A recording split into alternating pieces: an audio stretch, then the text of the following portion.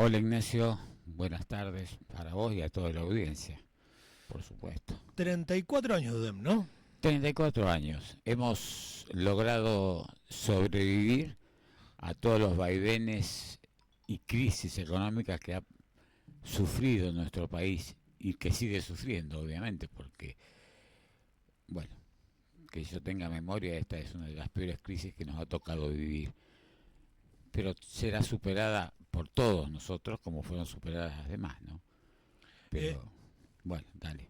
no, ¿en qué fecha te acordás? ¿En qué fecha se fundó UDEM? 25 de mayo de 1992. 25 de mayo, o sea que están recién cumplidos Sí, los, sí, los 34 años. los 34 años. Es una cosa, es algo que hasta a nosotros nos sorprende haber podido sobrevivir 34 años. Estamos viviendo una eh,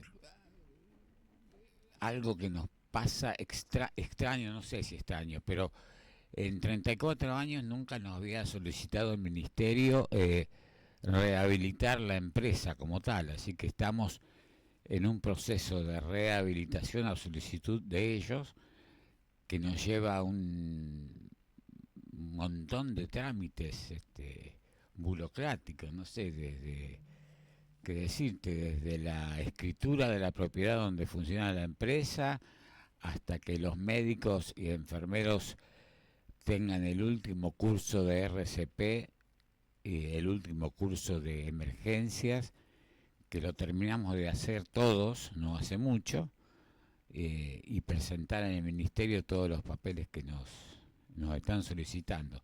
Por supuesto que presentamos hasta ahora la mitad, pero te digo que son cosas que no tiene, no sé, como si esto se arrancara de cero y con muchísimas exigencias. Pero bueno, Esto es el Ministerio de Salud de la provincia. esto es el Ministerio de Salud de la provincia de Buenos Aires, sí. ¿Ustedes dependen de provincia o tienen alguna dependencia de nación también? No, nos habilita provincia. Bien. Tenemos la habilitación municipal para funcionar y tenemos una habilitación ministerial también para funcionar en el ámbito de la provincia de Buenos Aires. Ustedes integran una red de empresas de emergencias médicas, Sí, ¿no? hace muchos años que estamos en la red de emergencias médicas. Esto, el que se acerca, el que está siempre en contacto con la red es el doctor Carlos Tau. Marcos y yo estamos más en lo local. Carlos está más en la red de emergencias médicas, en la cámara de emergencias médicas, donde nos pasan toda la información, en contacto con los sindicatos. Es decir, todo lo que es fuera del partido de Saladillo, institucionalmente lo sigue Tau. El otro día había una deuda con el sindicato que lo pudimos arreglar bien. Nosotros no tenemos personal afiliado al sindicato, sin embargo hay algo que a mí me sorprendió, que yo desconocía, que era una cuota solidaria, que es por ley, que hay que pagarla. Es un montón de plata, ¿viste? Pero si es solidaria no debería... Sí, bueno, es obligatoria. Claro, entonces no es solidaria, o sea, No, sí no, es obligatoria. obligatoria. Néstor, mi pregunta iba, ¿cómo están el resto, o las empresas en nuestras ciudades? Mira, en las ciudades del tamaño como la que tenemos nosotros en Saladillo, es muy difícil que una empresa sobreviva. Nosotros, a ver, la empresa de emergencia tiene la está limitada solamente a hacer emergencias médicas. Hay servicios que nosotros ofrecemos por afuera de la emergencia médica que no deberíamos ofrecerla. Claro. Pero es la forma que tenemos para sobrevivir, digamos. En ciudades del tamaño de la nuestra, en general las empresas sucumben, no les da el dinero que recaudan para poder bancar el funcionamiento de la empresa. Nosotros hemos agregado, bueno, la enfermería, hemos agregado el tema de los pilotos de automovilismo deportivo, el tema de medicina laboral. Todo eso hace que ingrese un poco más de dinero a la empresa y nos permita solventar el funcionamiento de la emergencia médica. Ujú. Y obviamente desde hace unos años ya el municipio le brindamos un, un servicio al municipio que también nos ayuda a seguir adelante con la empresa. Eh, Néstor, claro, y encima, porque a veces nosotros cometemos el error cuando Mm, nos comparamos con ciudades que tienen 90, 80, 100 mil habitantes. Y claro, porque la actividad, siempre lo decimos esto, la actividad que tiene Saladillo, el movimiento que tiene Saladillo, nos hace compararnos con ciudades que uno cree que comparativamente el movimiento es similar, pero sin embargo tienen 3 veces más de personas, por lo cual la cantidad probable o posible de afiliados para una empresa es mucho mayor también, ¿no es cierto? seguro, vos imaginate que estadísticamente hay un 21-23% de la población que se afilia a una empresa de emergencia. En nuestro caso, al ser, no sé, 38.000 habitantes, el 20% es poca gente. Claro, sí, sí. Y bueno, estamos en ese tema. Entonces necesitas recurrir a otros ingresos para poder subsistir. Ingresos que por ahí eh, no son emergencias médicas. Pero bueno, hasta ahora no nos han dicho nada porque supongo que entienden que solo con la emergencia médica en una ciudad como la nuestra no podemos solventar el funcionamiento de la empresa. Imagínate que tenemos un médico por día, que es mucho dinero, tenemos 2 enfermeros en la mañana, 2 enfermeros en la tarde, un enfermero en la noche, un chofer, alguien que hace la limpieza, es decir, hay muchísima gente trabajando por ahí. Marco Gaspareto, Marco, buenas tardes, ¿cómo andás? Para que no me salió, ¿eh? A ver ahí. No, está saliendo. A ver ahí, Marco. Hola. Ahora sí. Ahora sí. Buenas Ahora tardes sí. para vos y tu audiencia, Nacho. Bueno, estábamos hablando con Néstor. ¿Siguen integrando los mismos tres la sociedad? ¿Son los tres los titulares? Sí, sí, sí, exactamente. Por Marco ahora. Gaspareto, Néstor Salazar y Carlos Tao. Exactamente. Sí. Bien. Vos, Titi, sos uno de los socios fundadores. No, yo llegué un poquito antes que cumpliera un año la empresa. Ajá. Yo llegué y la primera vez que vengo a la empresa me encuentro con uno de los socios que me habló maravillas, que después que nos enteramos que no era tal la maravilla, estaba endeudada la empresa hasta al máximo. Bueno, pudimos sortearla, después al poco tiempo hubo un accidente de tránsito donde volcamos y perdimos la primera ambulancia. No hubo heridos por suerte, pero ahí tuvimos que hipotecar la propiedad de uno de las familias nuestras, no integrantes de la empresa, para poder comprar otra ambulancia, porque el ministerio nos exige a cualquier empresa, no solo a nosotros, mínimo 2 ambulancias.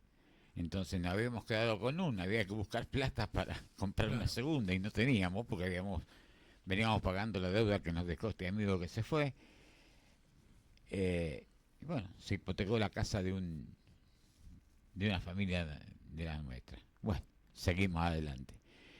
Y después, por suerte, o no por suerte, cuando fue el otro accidente grande donde perdimos a un trabajador, muy buen tipo, muy buena persona, muy buen trabajador, como era Baquela, ahí perdimos una ambulancia y otra vez tuvimos que empezar a comprar otra ambulancia de vuelta, porque esa no sirvió más. Aparte estuvo retenida después del accidente mucho tiempo. Me acuerdo de ese accidente. Sí. Y Marquito, ¿vos en qué años te incorporás? 2003. 2003. Sí, sí, 23 años. Claro, igual es un montón. Ah.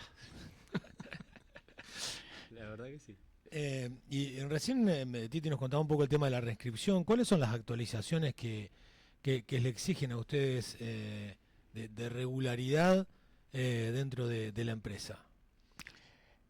Dale, dale. No. Sí, sí. No, fundamentalmente, bueno, lo que es todo por supuesto, administrativo de lo que es papelería de lo que es la empresa, una empresa común y corriente, pero después, asociado a eso, tenés lo que es la flota.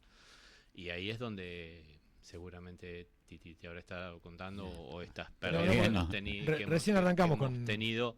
La flota de ambulancias es lo que el ministerio te exige para tener en condiciones, como mínimo 2, con una cantidad determinada de años, con un equipamiento acorde a la emergencia. No te olvides que son UTIM, son unidades de terapia intensiva móviles, los cuales tienen algunas especificaciones técnicas con alguna aparatología precisa, no es una ambulancia común y corriente de traslado.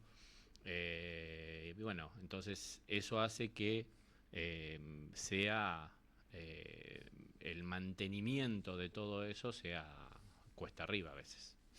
las dos tienen que ser un team. Sí. Sí, sí, sí. Y 34 años después, ¿qué balance hacen ustedes de la inserción de la empresa en la comunidad? La inserción de la empresa en la comunidad, por supuesto, fue muy buena, sobre todo en los primeros años. ¿Por qué? Porque como todo lo nuevo y que anda bien, pega y pega mucho. Una vez que vos tenés un servicio que sabés que es bueno y que sabés que permanece, la gente se va borrando. Y las críticas son mucho más importantes que al inicio. Tardaron 10 minutos en llegar y bueno, no sé, estábamos en otra salida como le pasó recién a Marco, o no pudiste llegar antes. Es decir, uno escucha el llamado, le pasa la telefonista el llamado y sale, pero a veces estás en otro domicilio o estás haciendo otra cosa, así como nos pasa a nosotros, también le pasa al hospital, a veces no tienen ambulancia, a veces están en una salida y surge otra y vamos nosotros a reemplazarlo. Es decir, trabajamos en conjunto con el hospital y bien. Y no nos olvidemos que estamos hablando de que cuando hay un llamado realmente por un código rojo, la espera de esa familia o la espera de ese accidentado o el que está con el accidentado nosotros sabemos que es interminable. Cada minuto es interminable, se hace interminable. Por ahí no sé si te habrá tocado presenciar por ahí algún accidente o algo en el cual vos empezás, primero que a veces la mayoría de la gente no sabe qué hacer, más allá ni de cómo hacer un llamado telefónico, ni de qué decir en el llamado telefónico. Por eso venimos hace años tratando y machacando sobre lo que es RCP y cómo avisar y cómo llamar y a qué número llamar y qué decir, qué información dar, justamente para que, y hemos avanzado muchísimo, en eso hemos avanzado muchísimo, pero la espera, nosotros somos conscientes que es interminable. Se hace muy, muy, muy bravo eso. Y la otra cuestión que nos pasa es que las radiooperadoras, las telefonistas que atiende al que llama por teléfono, pide un montón de datos. A veces el que llama en el apuro, en la urgencia para que estemos, te dice, vengan, mi tío se desmayó o está en paro. ¿Y dónde vamos? Y te cortaron. No corten el teléfono, por favor, dejen que la telefonista cumpla con todo el trámite que hay, porque si es algo grave, la telefonista presiona un timbre y nosotros salimos. Si es un código rojo sobre todo, ¿no? Presiona un timbre y salimos. Pero si no nos dicen la dirección, quién es, cómo llegar, a veces te mandan en medio del campo, en la ruta. Vengan a la ruta 51, ¿y dónde vamos? Es decir, hay que darle tiempo y no cortar la llamada, dejar que la telefonista termine de preguntar dónde es, quién es, por qué fue, qué pasó, si respira, no respira, porque también es importante para nosotros tener información arriba de la ambulancia de con qué te vas a encontrar cuando llegás, porque no es lo mismo que vos me llames porque un tipo tiene una gripe que bajás con la caja y un estetoscopio, a que si es un tipo que está en paro cardíaco, tenés que bajar la caja, el estetoscopio, el desfibrilador, el ambú, un montón de cosas más. Y vos decís, sí, perdés un minuto, pero ese minuto es muy importante para el que está sufriendo el paro cardíaco. Igual, de todas maneras, afirmando esto que dice Néstor, hay un concepto que a mí particularmente me costó mucho tiempo entender, el rol que desempeña el radiooperador en la empresa. No es cualquiera va al teléfono, es alguien que tiene que estar capacitado y tiene que estar capacitado realmente, y en eso realmente hacemos mucho hincapié dentro de la empresa, primero para tranquilizar, para saber qué preguntar, para que no nos corten el teléfono cuando estamos justamente averiguando datos sobre una salida. Y lo que te decía, Titi, son cosas que hay información en el predespacho. El despacho es cuando sale la ambulancia. Entonces hay una información en el predespacho, que es lo que pregunta justamente la telefonista para codificar el código, sea verde, amarillo o rojo. Ahí salimos con la celeridad que cuenta cada uno de los códigos, que no son iguales, y después, ya arriba de la ambulancia, nosotros recibimos información de qué es lo que nos vamos a encontrar. Entonces es importante que tranquilizar a la persona que está llamando y que esté capacitado el radiooperador para poder asistir en principio telefónicamente y después darnos la mejor información a nosotros, que nos sirve y mucho. Recién cuando hablabas de lo rural me quedé pensando, ¿ustedes fueron incluidos en el sistema SOS rural de la municipalidad? No, ¿Por qué no? porque no tenemos forma a veces de llegar a lo rural. Un día, no sé, si llueve mucho no entras. Tenemos ambulancias que no son 4x4, son Claro. ambulancias comunes, no llegás. Aparte, si yo me voy de acá, no sé, qué decirte, a la Barrancosa, al medio del campo, pasa algo en el pueblo y yo tengo el cúmulo de afiliados en el casco urbano, no en el campo. Es decir, habría que montar otro tipo de servicio y es realmente muy costoso. Una cosa que quería aclararte, de lo que decía Marco recién, de cómo llegamos, el máximo estrés que tiene el médico que está arriba de la ambulancia es, por ejemplo, cuando vas a un accidente, saber con qué te vas a encontrar al llegar. Entonces, si te dan información, estando vos arriba de la ambulancia, ya llegás más preparado para saber qué vas a hacer. Si a mí me dicen, un tipo se cayó en la bicicleta acá en, no sé, Cabral y Posadas, por ejemplo. Se cayó, ¿qué puede tener? Un raspón, a lo sumo una fractura. Si vos me llamás un accidente en el peaje, Múltiple, con múltiples víctimas y eso. tenés que saber cómo actuar o ir pensando con qué te vas a encontrar cuando llegues al accidente, ir viendo qué atendés primero. Hay algo que se llama triage, que se tiran las tarjetas amarillas. Nosotros no tiramos la tarjeta roja, amarilla y verde, pero sabemos a quién tenemos que atender primero. El primero que se va a atender es el que está grave pero que tiene posibilidad de sobrevida. Al último que va a atender obviamente es el que está muerto, si es que hay un muerto. Y el verde es aquel que, bueno, tiene un golpe Puede esperar. que puede esperar. Exactamente. Entonces, todas esas cosas, si vos recibís información arriba de la ambulancia, te hace estar más tranquilo, menos estrés y saber con qué te vas a encontrar y qué necesitas bajar.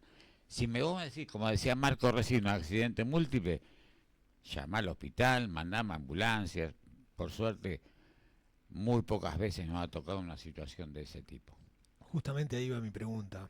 ¿Cuál es el accidente múltiple con mayor cantidad de víctimas, no necesariamente fatales, que recuerden en Saladillo que les ha tocado asistir? El mío 15. 15 víctimas. Sí. 15 personas. Sí.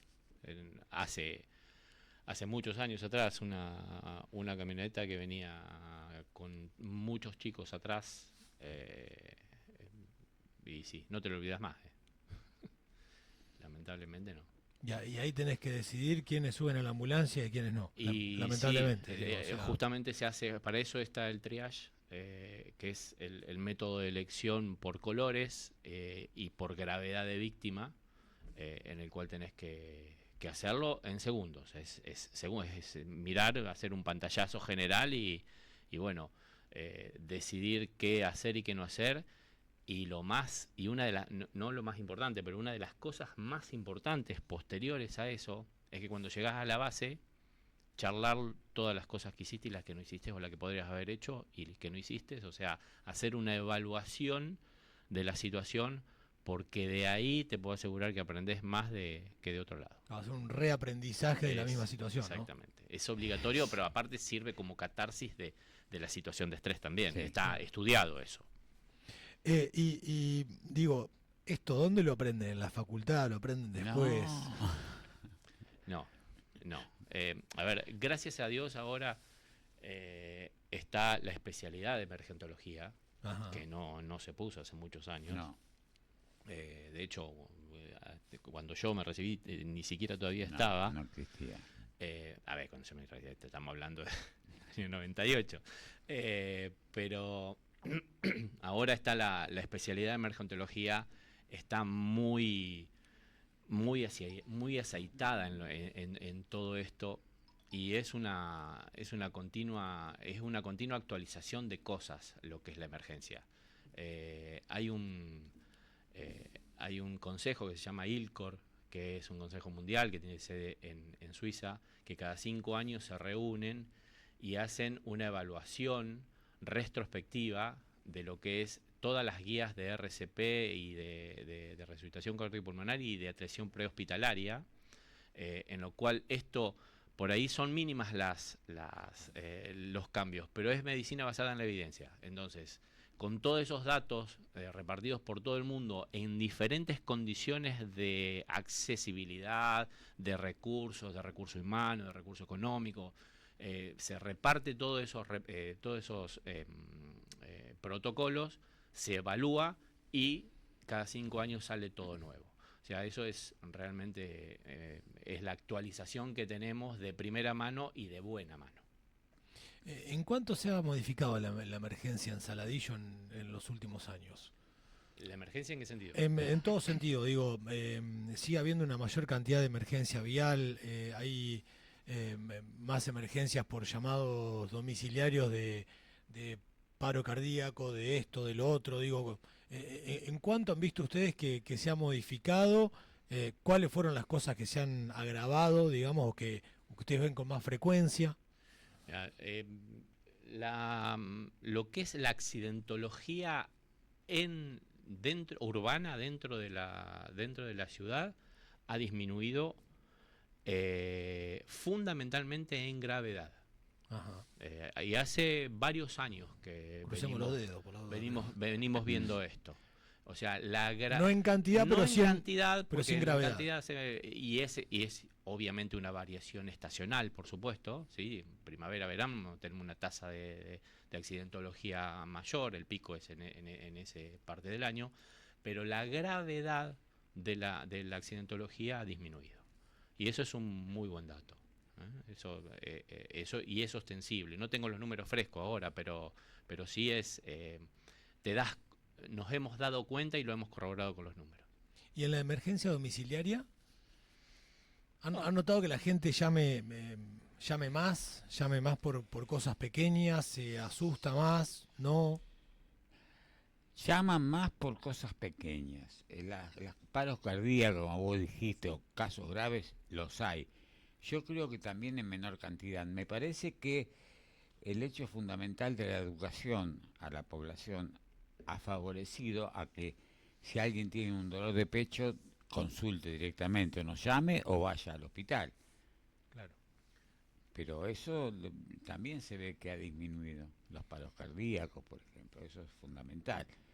Dolor de pecho, dolor de brazo, qué sé yo, bueno, consultan más rápidamente. Hay un diagnóstico y de la situación intrafamiliar o de los pacientes con un diagnóstico más temprano. Sí. ¿Debería ser obligatorio el RCP, el estudio del RCP? Yo no te diría que es obligatorio, pero cada vez lo hace más gente y cada vez se solicita más en muchos ámbitos de trabajo. En muchos. no te olvides que una RCP básica, que es la que podemos hacer nosotros como comunidad, ¿sí? Con los pulmones, las manos y la buena voluntad, no teniendo absolutamente ningún instrumento, aumenta la sobrevida 3 veces más que no una RCP avanzada, que es la que hacemos nosotros con la ambulancia. Entonces, fíjate si es importante una RCP básica. Claro.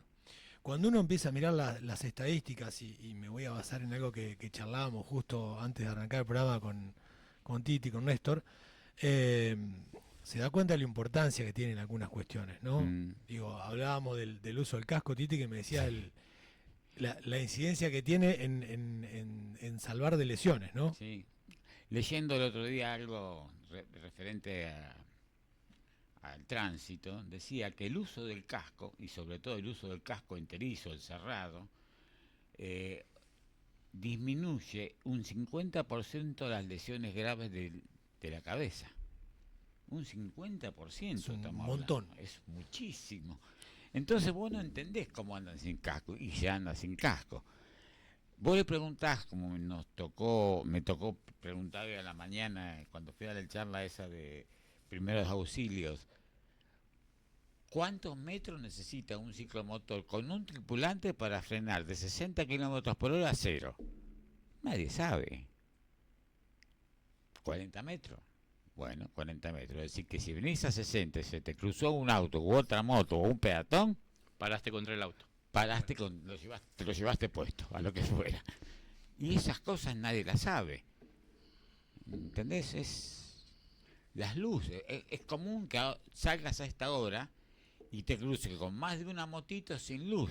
No sé cuánto vale un foquito, no debe ser muy caro.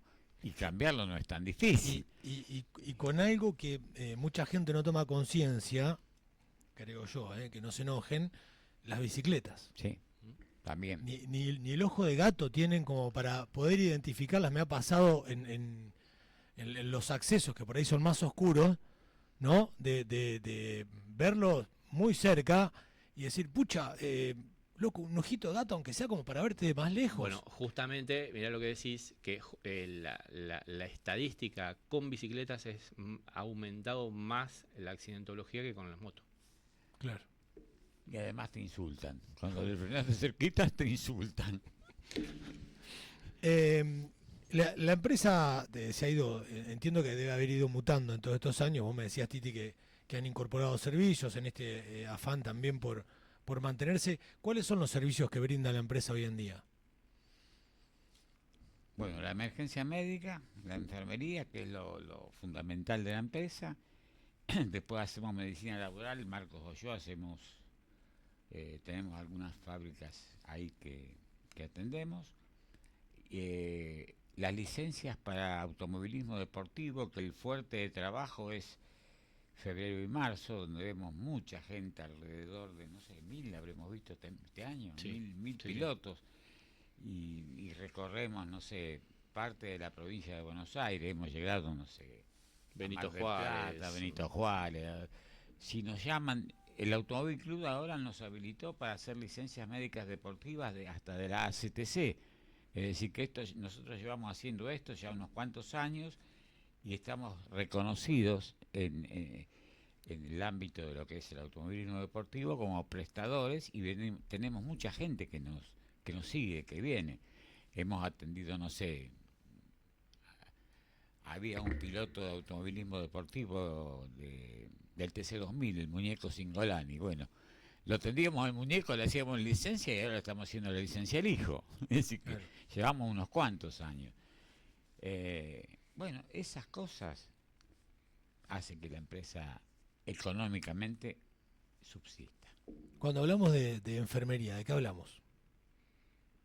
Digo, para la gente que no sabe, ¿no? Que no, o capaz que hay mucha gente que está asociada a UDEM y tuvo la suerte, ¿no? Entre comillas, de no llamar, de no usarla.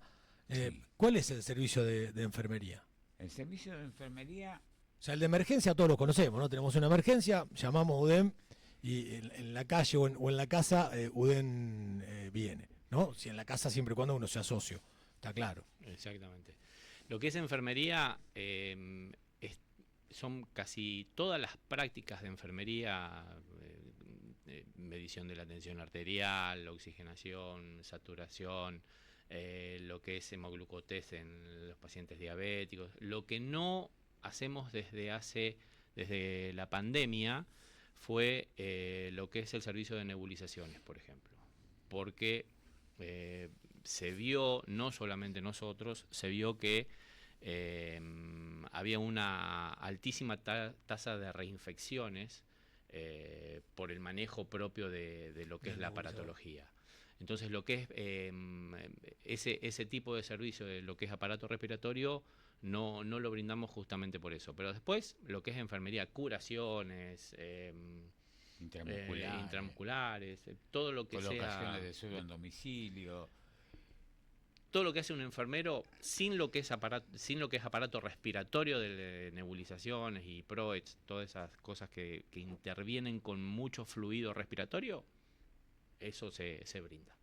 Una aclaración: todas las prácticas de enfermería deben llevar la orden médica. Es decir, si vos no tenés una orden médica, no te vayas a poner una inyección porque no te la vamos a aplicar. Tratamos de evitar sobre todo la automedicación, que es importante en nuestro medio. En este tiempo, digo, después de la pandemia, supongo que habrán cosas que se habrán modificado también con la pandemia, ¿o no? Fundamentalmente el tema de las nebulizaciones que han desaparecido. Digo, ¿hay otros aspectos que la gente modificó? Mira, te voy a hacer solamente un ejemplo. Al año posterior a la pandemia, cuando todavía estaba muy a flor de piel el tema de los cuidados personales, se siguió usando el barbijo. La tasa de infecciones respiratorias en porcentajes bajó un 67%. ¿Estás escuchando? 67%. Sí. Tremendo. Es tremendo. Creció exponencial posteriormente al año posterior a la pandemia. Entonces, fíjate con qué detalle solamente nos podemos cuidar y podemos hacer que nuestra población se cuide. Sí, Esa sí, es una de las cosas que... Y después, lo que modificó en la gente en realidad es impresionante. Hoy por hoy en consultorio, cuando hay... no te imaginas la cantidad de secuelas físicas y psicológicas que nos dejó la pandemia. Es terrible, es impresionante. Y hay estudios, por supuesto, que lo corroboran. Deberíamos haber aprendido un poco más, ¿no? De la pandemia. Digo, si uno va a un consultorio médico, yo no lo hago, digo, esto es una autocrítica para mí, digo, si uno va a un consultorio médico, debería ir con barbijo. Lo más probable es que en ese lugar haya gente enferma y uno se pueda contagiar algo, ¿no? O sea, en la sala de espera el uso de barbijo casi que debería ser obligatorio. Y sí, tal cual. Es parte es parte de un cuidado que realmente podríamos tener y que no lo tenemos en cuenta. Sí, por eso digo, deberíamos haber aprendido algunas cosas un poco más. ¿Qué es lo que más trabajo le da a UDEM? No porque sea tedioso ni nada, sino porque, sí, qué sé yo, capaz que es la enfermería, decís, sí, mira, el mayor trabajo de UDEM hoy en día termina siendo la enfermería. O es la medicina laboral, o es la accidentología. Mira, básicamente... De todo. Hoy la gripe. Claro. Hoy es la gripe, eso es lo que más trabajo nos da. La ambulancia sale muchísimo por cuadros gripales, que bueno, estamos en la época que corresponde. Y bueno, aprovechar, vacunarte contra la gripe, porque bueno, Nacho, te vas a agarrar por ahí una gripe igualmente, aunque estés vacunado, pero la gravedad del cuadro va a ser muchísimo menor. Hay que estar vacunado. Hay mucha gripe A dando vuelta, ¿no? No sé si gripe A, B, C, D, hay gripe. Claro, ya encajonarla o catalogarla realmente es... No, la sintomatología no se modifica con una con otra. Gracias también a esto que dice Titi porque hay una alta tasa de vacunación de gripe a través de los años, y eso es justamente lo que hizo disminuir la gravedad del cuadro gripal con su complicación, que es la neumonía. Claro. ¿Qué es lo primero que hace UDEM ante el llamado? Ustedes decían, está bien, la operadora atiende, trata de catalogar, pero una de las cosas que vos dejaste aclarada, Titi, de entrada fue, el médico sale enseguida, o sea, no se queda tomando mate, no dice, bancame que me termino el pucho, me termino la torta y después salgo, ¿no? Digo, ¿se produce el llamado y automáticamente ya se empiezan a preparar? Sí. El llamado, justamente la que recibe el llamado, que es la radiooperadora, hace con las preguntas que hace, ¿sí? Que a veces es lo que molesta y por eso está bueno estos espacios que tenemos para poder explicarlo. Hace la codificación del código, ¿sí? La decodificación del código, si es verde, amarillo o rojo, ¿sí? Son los 3 códigos en los cuales tenemos. En consecuencia, la celeridad va disminuyendo. En cuanto al verde tenemos más tiempo porque hay una determinada, un listado de sintomatología y signología que justamente pregunta a la radiooperadora para poder codificarlo como un código verde. El amarillo es un poco mayor la celeridad y el rojo es inmediatamente. En el que nosotros salimos inmediatamente y tenemos entre los 5 y los 15 minutos de llegada obligatoria es en el código rojo. ¿Qué implica el código rojo? La urgencia médica. Es la puesta en vida, el de juego en vida de la persona. Un accidente o un paro cardiorrespiratorio. Ese es el código más urgente que hay. De ahí para abajo, el amarillo y el verde pueden tener una espera que no, porque no compromete la vida, ¿sí? ¿Decías 15 minutos obligatorio? Está Eso es estipulado con la accesibilidad, eso es por definición. Vos fíjate que cuando cubrimos la ruta, los convenios dicen emergencia médica hasta tal kilómetro. ¿Por qué? Porque son los 15 minutos. Claro. Lo que va más allá de eso es traslado de paciente crítico, que es totalmente distinto. Yo no puedo llegar a una emergencia médica media hora después. Si el tiempo me dice 15 minutos, hasta los 15 te cumplo con la emergencia. Si está más allá de los 15 voy a llegar, voy a salir igual rápido. Pero sabé que voy a llegar más de 15 minutos, es decir, el tiempo de la emergencia se sobrepasó. O sea, que UDEM, ¿hasta dónde cubren la ruta? Tratamos de cubrir todo, muchas veces estamos muy lejos y va al hospital y nosotros nos quedamos cubriendo el pueblo, o si vamos nosotros, el hospital es el que se encarga de cubrir el casco urbano. No, hay un kilometraje, no lo recuerdo con exactitud, tenemos que mirar el convenio, pero se cumple. Una cosa que yo te quería aclarar, hablamos de la función de la radiooperadora, de telefonista. No es que tenemos cualquiera, no es que vos vas a buscar trabajo, sí, vení, atendé el teléfono. Tiene que entrar, tenemos que cambiar de telefonista, porque vienen y se van. Para tomar una persona que atienda el teléfono tiene que estar 2 meses, de acuerdo, 1 o 2 meses, de acuerdo a cómo funcione, en prueba, haciendo el trabajo sin cobrar y aprendiendo cómo es el trabajo. No es que ponemos cualquiera que pasa en la calle y nos pide trabajo. Lo mismo nos pasa con los enfermeros. Nosotros tenemos, te dijimos, 2 enfermeros por turno. Entran a hacer enfermería a domicilio, que es un trabajo puro de enfermería. Para que ese enfermero que está en domicilio pueda pasar a ser parte de la emergencia, está un tiempo en la enfermería, después empieza a subirse a la ambulancia, va viendo cómo es el trabajo y va aprendiendo de lo que hacemos, y recién después, si hace falta, pasa a la ambulancia a trabajar en la emergencia. No es... Necesitan tanto la telefonista como los enfermeros una preparación que la adquieren trabajando y viendo cómo trabaja. Nosotros vemos cómo trabaja, fundamentalmente Marcos ahora. ¿Ha pasado que médicos arrancan a laburar y cuando les toca subirse a la ambulancia después dicen, no, esto pues no es para mí? Absolutamente. Sí, claro, sí, que sí. claro que sí. ¿A ustedes les ha pasado, cansaladillo? Sí, sí. Sí, O hemos tenido que decirle a determinados médicos, bueno, mira, no vengas más porque no cumple con las expectativas del servicio. Lamentablemente,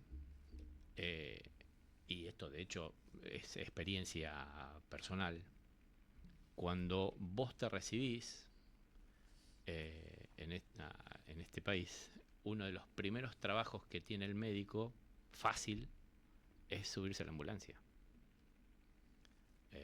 Y ahí te quiero ver. Entonces, nos ha pasado ¿Por qué todo. decís uno de los primeros trabajos? Porque Explicarle a la gente por qué decís que yo por ahí lo sé, porque lo he hablado, pero con ustedes. Porque es un trabajo que no todo el mundo quiere hacer, porque para el que no está acostumbrado y no le gusta es muy estresante. Para el que no le gusta y no está acostumbrado es muy estresante. Y es la punta de lanza de lo laboral del médico desde hace años. Mirá, te estoy hablando por lo menos desde el año 98, de que yo tengo uso de razón de lo que es laboral en mi caso. Y sigue siendo de la misma manera. ¿Por qué?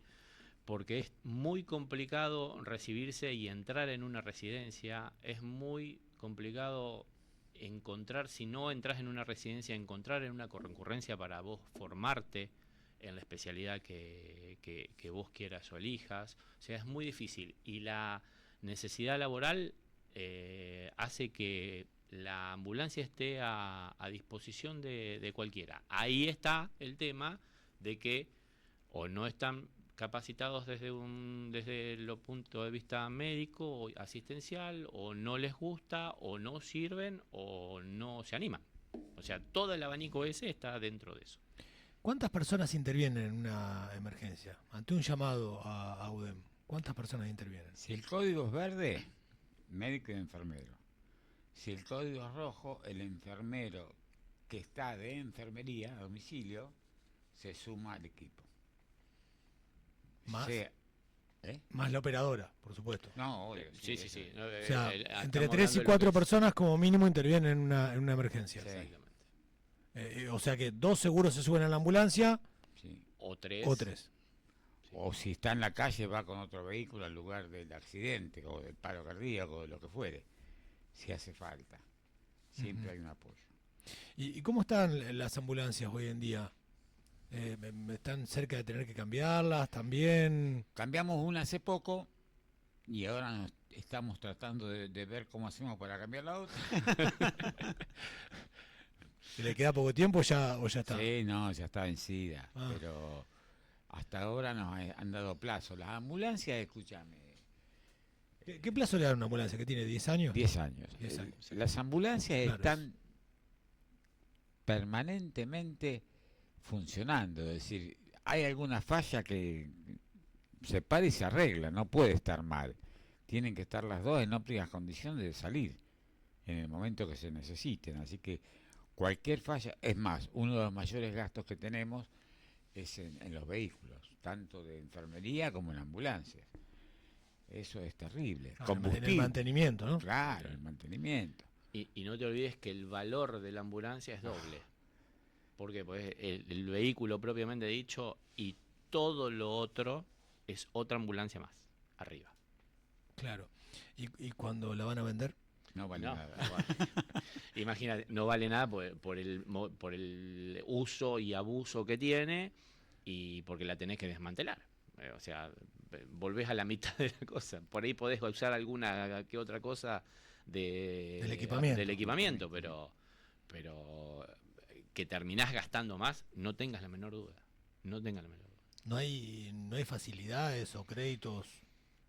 Sí, bueno, créditos hay. No, pero a ver, me refiero a créditos destinados justamente A ese rubro, ¿no? claro, al rubro de salud, a decir, bueno, mirá, viene con una tasa preferencial porque va a ser una ambulancia No, destinada no. a la emergencia médica. Al digo. contrario, creo que es más caro. No, lamentablemente. Mayor riesgo, ¿no? Claro, el riesgo crediticio. Bueno, ¿y qué expectativa tienen con UDEM? Y eso, para que te quiero hablar una cosa. Recién decíamos el mantenimiento de la ambulancia, gasto importante. Combustible de la ambulancia, gasto importante. Medicación que llevamos en la ambulancia, gasto importante, porque lo que no se usa se vence. Lo tenés que tirar y volver a comprar. Sueldos. Sueldos es recontra importante, es lo más caro que tenemos. y obviamente todas las cargas sociales e impuestos, que es terrible lo que nos lleva. ¿Cuál es la expectativa que tienen con UDEM? Seguir adelante. No queda otra. ¿En algún momento pensaron en...? Sí, ¿Sí? sí, sí pensamos. ¿Y lo desestimaron o...? Digamos que hubo varias cosas. Nosotros creemos que este es un servicio público que brinda un servicio importante para la comunidad en general. No te olvides que si alguien sufre un paro cardíaco en la calle o un accidente y no son socios, nosotros vamos. Eso es un servicio público y gratuito para la comunidad. La otra cuestión es que, yo te decía hace un rato, de la empresa viven más o menos unas 20 personas o 20 familias. Serían 20 personas, 20 familias que se quedan sin trabajo. Amén de nosotros, que nosotros podemos conseguir trabajo, creo que todavía podemos conseguir trabajo como médicos en otros ámbitos. Bueno, y ya es una empresa afianzada en la comunidad, necesaria para la comunidad, y que no nos imaginamos que esté cerrada, que cerrarla, es decir, no tiene... Es muy difícil, Nacho, porque en una ciudad como la nuestra, que alguien quiera comprar una empresa que está metida en una población tan chica, no es negocio para nadie, porque lo hemos hablado. Claro. No lo quieren ni comprar. Si cerró, no sé, Las Flores, porque no era redituable. En Azul había 3 empresas, cerró una. Y Azul no es tan grande, es decir, 25 de Mayo subsiste porque es una red de Forma empresas, parte de un grupo. Grupo. Entonces, es muy difícil de bancarse esto. Y también es muy difícil cerrar una empresa que presta un servicio público que hoy por hoy es necesario, todavía. Porque ningún hospital provincial sale a la calle con un médico arriba de la ambulancia.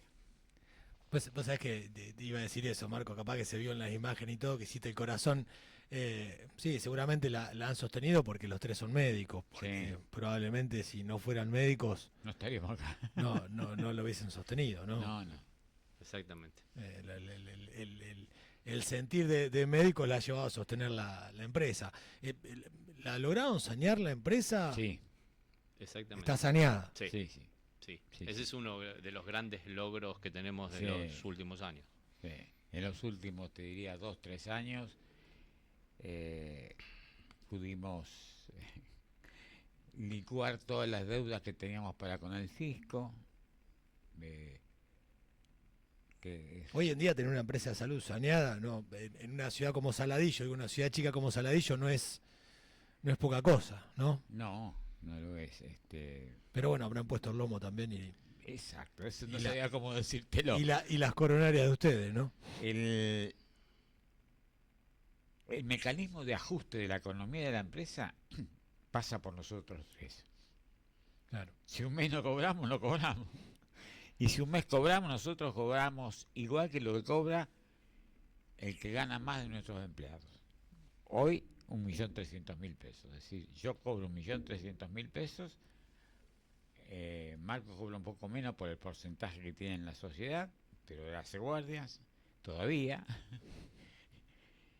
Y bueno, el ajuste sigue siendo el sueldo de los dueños, como fue siempre, como fue hace añazos. Sí. Como suele ocurrir en casi todas las pymes, ¿no? Sí, exactamente. Marco, Néstor, muchísimas gracias por haber venido. Bueno, esperamos celebrar los 35 años. No sé si como una fiesta, ¿qué fueron, los 10? No, 15. ¿Los 20? Los 20, 14 años ya de esa fiesta hace. Sí. Y además te digo otra cosa. Yo tengo un hijo que es médico. Y Marcos tiene una hija que está cerquita de ser médica. Esperamos que ellos sean los seguidores. Esperamos, vamos a ver qué hacen. Si lo escuchan a ustedes, capaz que no se meten. Porque saben que después les cuesta salir, ¿no? Claro. Tal cual, sin duda. Exactamente. Bueno, el mayor de los éxitos, por la continuidad, por supuesto, de UDEM, que todos los que la hemos necesitado en algún momento sabemos de lo valioso de tener una empresa de emergencias médicas en Saladillo y no depender solamente de, por ejemplo, el hospital, sin ninguna crítica al hospital, pero está también para atender otras cuestiones, entonces tener una empresa que se dedique exclusivamente a la emergencia es absolutamente positivo para la comunidad.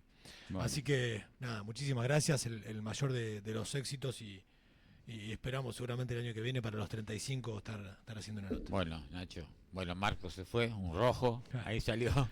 Tuvo que salir. Listo, gracias a vos. Gracias, Néstor. Marcos Aspareto también, muchísimas gracias. Los titulares de UDEM, Unidad de Emergencias Médicas.